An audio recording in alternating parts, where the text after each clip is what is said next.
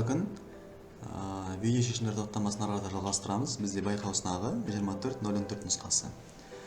Кеттік. Бірінші сұрақ. Идеал газ массасы берілген, қысымы бар, көлемі бар, орташа квадраттық жылдамдықты табыңыз дейді. Енді қысым көлем болғандықтан біз P тең болады 3/1 ρV квадрат десек болады. ρV деген m бөлінген v квадрат. Осыдан біз v-ны табуымыз керек. Ол үшін 3pv-ны бөлеміз массаға түбірастын аламыз. Осының барлығын есептеп көрейік. Есептегенде қанша шығады екен? Так, 3 көбейтеміз 160 килопаскаль дейді. Көлемі 5 литр. Және де масса 40 грамм. Осының барлығын түбірастынан шығарамыз. Сол кезде 245 шамамен метр секунд деген жауап шығады екен. Екінші сұрақ. Альтаир жұлдызының параллаксы 0,4 болса, дейінгі қашықтықты тап дейді. 1-ді бөлеміз 0,4-ке. Сол кезде 2,5 парсек деген шығады. Үшінші сұрақ. 100 моль сынаптың көлемі дейді. Массаның мольдік массаға қатынасы зат мөлшері дегеніміз. Значит, ρV бөлінген m. Мөлшерін көлемді табуым керек. Зат мөлшерін мольдік массаға көбейтіп тығыздыққа бөлеміз. Так, зат мөлшерін көбейтеміз мольдік массаға бөлеміз тығыздыққа. Тығыздыққа 0,1,5 литр болады бұл айтқан кезде. Төртінші сұрақ. Қозғалыстың түрін сипаттайды. Қозғалыстың түрін сипаттайтын ол бізде үдеу. Үдеуге байланысты бір қалыпты үдемелі, бір қалыпты не деген сияқты, түсу ыстықты қозғалыс деген сияқты біз қозғалыстың түрін үдеу арқылы сипаттаймыз. Бесінші сұрақ. Бастапқы жылдамдығы бар көкжиекке бұршықсай лақтырылған максимал көтерілу уақыты, биіктікке көтерілу уақыты дейді. Значит, Т көтерілу. Т көтерілу дегеніміз V0 синус альфа бөлінген G де. Жылдамдықты метр секунд қылдырамыз. 3,16-ға бөлеміз 25 метр секунд. Синус 30 градус 2/1 бөлеміз 10-ға. Так, бұл бізде 1,125 деген болады. Алтыншы сұрақ. Қоспасыз таза су мен тұз кристалдары электр тоғын өткізбейді. Егер тұзды суға салып ерітсе, сол электр тоғын өткізеді. Оның себебі электрондар мен кемтіктер емес, иондар пайда болады. Электрондар мен кемтіктер дегеніміз ол біздер жартылай өткізгіштер. Бізден тұз кристалдары ол иондарға ыдырайды, оң және теріс иондар, сөйтіп бізде тоқ өтетін болады. Жетінші сұрақ. 0,6 С жылдамдықпен қозғалған тыныштық масса m0 болатын бөлшектің кинетикалық энергиясы. Жалпы Е толық дегеніміз тыныштықтағы энергиясына қосамыз Е кинетикалықты. Осылай біз нені табамыз? Толық энергияны табамыз. Ал ол белгілі бір жылдамдықпен, жарқырақ жылдамдықпен қозғалған кезде оның несін қалай табамыз? mc квадрат деп табамыз толық энергиясын. Ал ол не деген сөз? m0 c квадрат бөлінген 1 минус v квадрат бөлінген c квадрат. Ал Е тыныштық деген ол m0 c квадрат. Сонда m0 c квадрат бөлінген, мынаның бізде мәні осы кезге дейін айтқан болатынбыз 0,6 болса, мынанан бізде 0,8 шығады деп. Осынша бөлінген 0,8 тең m0 c квадрат қосылған 2k деген сөз. Мұна бізде 1/25 болады. 1/0,8-ге бөлсек 1/25. 1/25 m0 c квадраттан азайтамыз просто m0 c квадратты. Ол бізде 0,25 m0 c квадрат деген сөз. Ол бізде 1 бөлінген 4 деген жауап болады. Жауап сонда болады бізде D. Сегізінші сұрақ. Математика магниттің тербеліс периоды бар. Басқа бір планетада еркін түсу үдеуі жердегіден n есе үлкен болса, тербеліс периоды қалай өзгереді? Тербеліс периодының математикалық магниттің тербеліс периодының формасын жазамыз. L бөлінген G. Значит, Т период G-ға кері пропорционал түбір астында. Егер n есе артатын болса, мынау түбір асты еркін түсу үдеуі n есе үлкен болса, жердегіден периоды n есе кіші болады. Значит, Т0 бөлінген түбір асты n. Тоғызыншы сұрақ. Бұрышты тап дейді. Ампер күші ол бізде бил синус альфа. BIL синус альфа. Синус альфаны табу үшін ампер күшін бөлеміз билға. Есептейік. 0,144-ті бөлеміз 0,8-ге, бөлеміз 0,12-ге, и бөлеміз 3-ке. 0,5 ол бізде синус 30 градус деген сөз. 10-шы сұрақ. Өріс кернеулігі бар нүктелік зарядтың кіршістан перпендикуляр 8 см қашықтықтағы қорытқы өріс кернеулігін табыңыз дейді. Біз бірінші нені тауып аламыз? Бұл зарядтың тудыратын кернеулігін тауып аламыз. Ол бізде KQ бөлінген R квадрат. KQ зарядымыз бөлінген R квадрат. R квадрат 64 см квадрат метр квадрат алырамыз, оның минус 14 дәрежесі. 45 64-ке бөлеміз. 0,7. Значит, 7 оның үштері 7 киловольт бөлінген метр. Енді перпендикуляр дейді, өріс кернеулігі бізде бұлай кеткен. Мына жерде бір заряд орналасқан 8 см қашықтықтан дейді. Мына жерде бір заряд орналасса, ол мына жердегі нені тапиды, ол арасы 90 градус. Демек, мен 6 мен 7-ні квадраттап қосуым керек. 6-ның квадраты 36, 7-ның квадраты 49. И осының барлығын түбірасынан шығарамыз. Сол кезде бізде 9-да 2 киловольт бөлінген метр деген жауап шығады. 11-ші сұрақ. Дене ой эксісіне қарама-қарсы 10 метр секунд жылдамдықпен қозғалады. Бастапқы координатасы 20 болса, 4 секундтан кейін координатасымен осы уақыттағы жүрген жолы. Жүрген жолы 10-ды 4-ке көбейтеміз, 40 метр жол жүреді. Бастапқы координаты 20, ал бастапқы қарама-қарсы жүреді, значит минус 10 көбейту 4, минус 20 болады. Демек жауап болады бізде да. 12-ші сұрақ. Сутегі атомның электрон, 3-ші атомындағы электрон 3-тен 2-ке өтеді дейді. Орбитаға толқын ұзындығы осынша спектр шығаратын болса, энергияның түрленуі дейді. Шығарылса, энергия тоже шығарылады. HC бөлу лямбда, мына жердегі 662 бөлінеді, 3 қалады. Сонда жауап А болады бізде.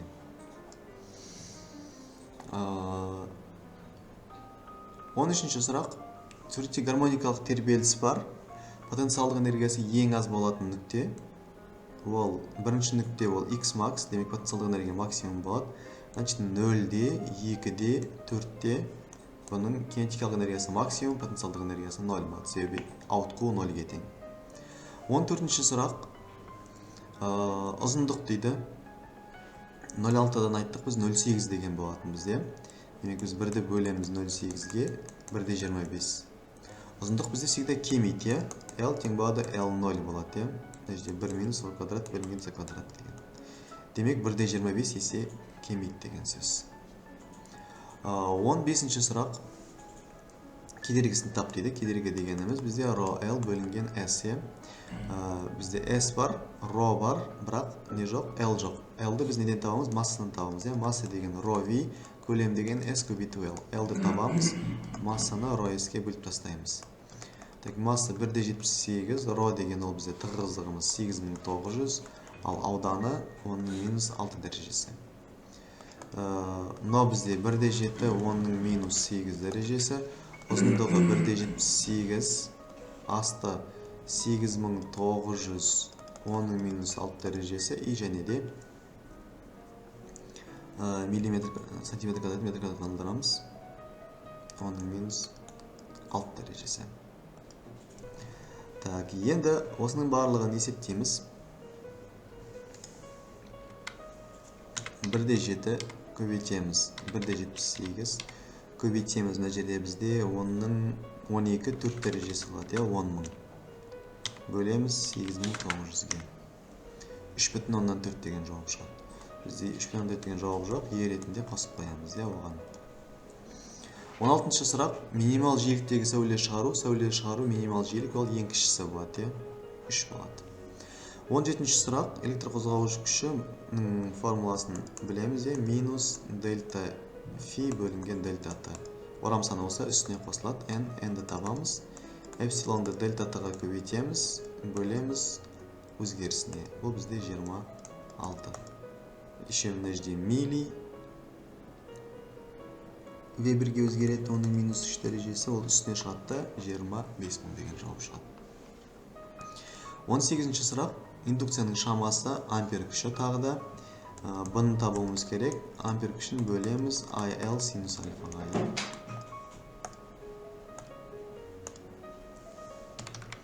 0,4-ті бөлеміз 4-ке.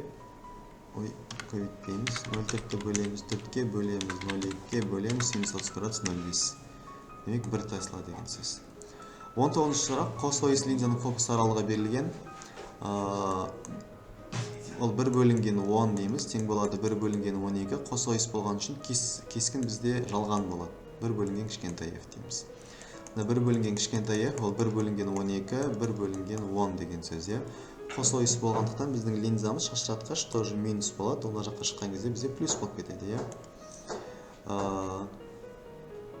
Пока что мынау плюс бола берсін. Плюс емес, минус. Нешеден береміз? 5-тен береміз, 6-тан береміз. Пока барлығын плюсін шығара берейік, сол кезде өзі шығады. Теріс екендігі. Плюс болсын да ол нәжеге ол минус болып барады. То есть 12 наоборот мына жағына шыққан кезде минус болып барады. Біз егер мынаны минус деп алсақ, онда нәжеге минус қоя берейік. Минус 60-тан 1. То есть мынау бізде 60 деген сөз. Барлығын плюспен шығара берсек, өзі жауабы шығады. 20-шы сұрақ. Ашық тербелмелі контурдағы толқын күшінің тербелісінің деуі бар, толқын ұзындығын тап дейді. Ол С көбейту Т, значит, период дегеніміз 2π бөлу омега деген сөз. Олай болса біз не істейміз? 3 көбейту 10-ның 8 дәрежесі көбейтеміз 2π бөлінген 100π. Нәжедеміз 50-ден береміз. Сол кезде 15 мегаметр деген сөз. 21-ші сұрақ. Айнымалы ток тізбегіндегі кернеудің максимал мәнінен 2 есе кем шамасы, ол кернеудің лездік әсерлік мәні деп аталады, лездік емес. 22-ші сұрақ. Динамометрдің көрсетуі осындай болатын болса, 2 күші дейді. 2 күші ол бізде μmg деген сөз. Олай болатын болса, біз μді табамыз, 1/4-ті бөлеміз mg-ға 0,35 көбейту 10. Бұл бізде 0,4 деген жауап шығады. 23-ші сұрақ. Графиктен идеал газдың біріншіден екіншіге өтуі берілген дейді. Ішкі энергияның өзгерісі. Процесс изотерма, значит, ішкі энергия тоже бізде өзгермейді деген сөз. 24-ші сұрақ. Берілген өрнекті есептеңіз дейді. 2а минус 3b дейді. 2а ол x бойынша a'мыз бізде плюс 3, y бойынша плюс 2. Демек, бұл бізде 2а дегеніміз 6-да 4 десек болады. Ал 3b дегеніміз тоже 6-да, мына жақта минус 6 болады. Енді осы жерден екеуін бір-біріне қосуымыз керек. Екеуін азайтамыз, то есть координаталар бізде азайтылады. Екеуінің координатын азайтқан кезде 0-да 10 болады. Оның ұзындығын табамыз. Түбірасты 10-ның квадраты дейміз. Сол кезде 10 деген жауап шығады. 25-ші сұрақ.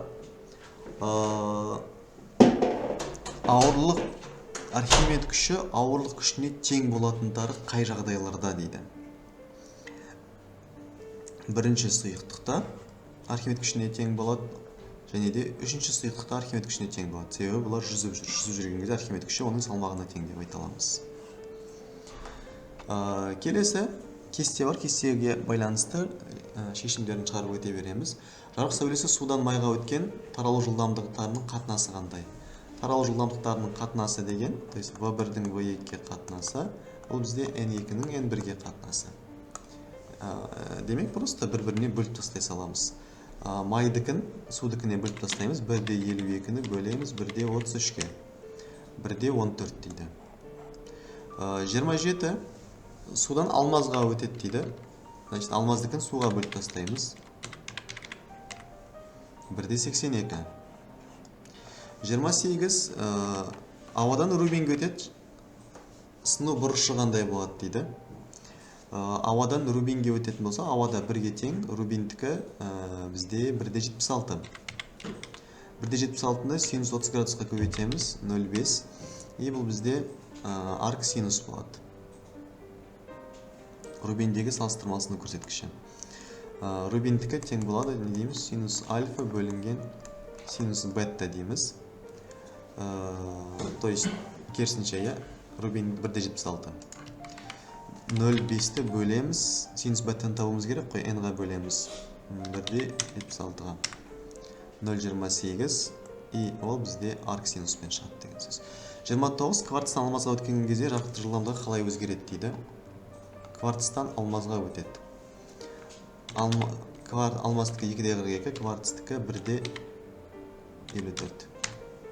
1,57 есе n артқан сайын бізде жылдамдық керісінше кемейді. 1,57-ге кемейді.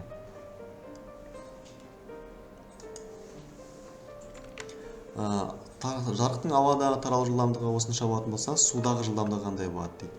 Судағы жылдамдығы судың сыны көрсеткіші есе кемейді. Ол бізде 2,26 деген сөз.